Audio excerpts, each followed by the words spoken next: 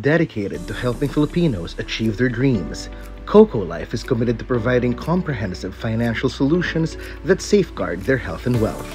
This is why Coco Life takes pride in its sales force, who go above and beyond in fulfilling this commitment. They are the agents of change. Coco Life's committed sales force brings forth change in both their clients and their own respective lives. Meet Coco Life's agents of change in Luzon: Joyce Alvarez, Julius Pacheco, and Rosalie Villanueva, and see how they empower their clients and loved ones with a financially secure tomorrow in their everyday lives. Join Rosalie as she shares her night routine as a top mall assurance sales officer who lives far away from her family. Rosalie opens up on how she strives to provide a better future for both her family and clients through her hard work and sacrifices. Hi everyone, I'm Rosalie, a Coco Life sales agent at SM Clark. I want to share with you how I unwind and spend my night after a long day of work. Before ako nag-work sa Coco Life, galing na rin ako actually sa isang sales industry before. I was working in a mall as a sales lady before.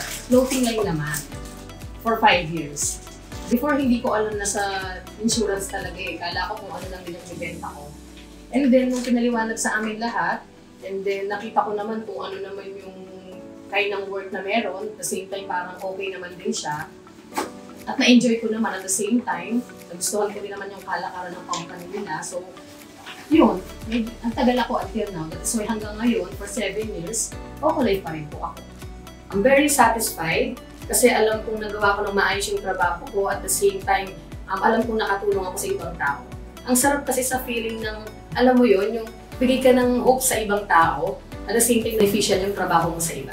I'm very satisfied kasi alam ko sa sarili ko na may natulungan akong ibang tao, at the same time, nagawa ko ng maayos yung trabaho ko. Pero hindi siya madali. Para sa akin, very challenging siya. Kasi for how many years, every 2 weeks bago ako makauwi sa day off na meron ako, kumbaga lahat yun parang tinitiis ko dahil sa mga anak ko, at the same time, sa family meron ako. Sila ang great motivation ko, kaya din siguro madalas lagi ako nasa top sales agent as ng Coco Life. May after work routine, simple lang. Pagdating ko ng staff house, syempre kahinga ng sandali, shower, then video call again with my family.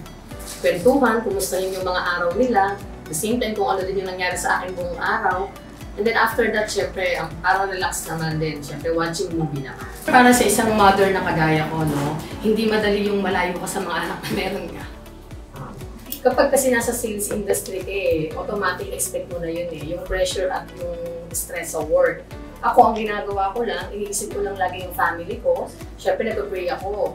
After that, parang okay na lahat. Back to normal na naman. Kasi kapag nabibigay mo yung needs ng family mo, tulad nga ng sabi ko, kahit mahirap, makakaya mo Kapag para sa family, wala naman tayong hindi makakaya no? Siyempre, yung sacrifice ko, gusto ko worth it yung lahat. Kumbaga parang, di ba, blessing na rin sa akin yung naging beneficial din ako sa ibang tao.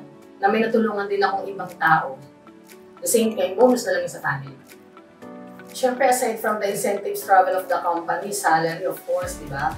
Pero para sa akin kasi, ang sarap ng feeling yung nakatulong ko sa ibang tao.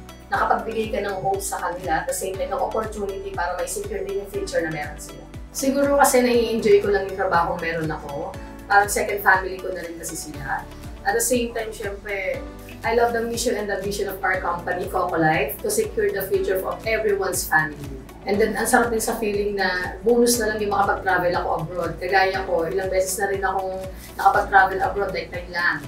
Then, qualified din ako nung nakaraan ng US. And then right now, waiting for Dubai naman. And Coco Life give me para secure yung future ng family ko. At the same time, para na rin sa ibang tao. Coco Life, believing in the passion of Filipinos.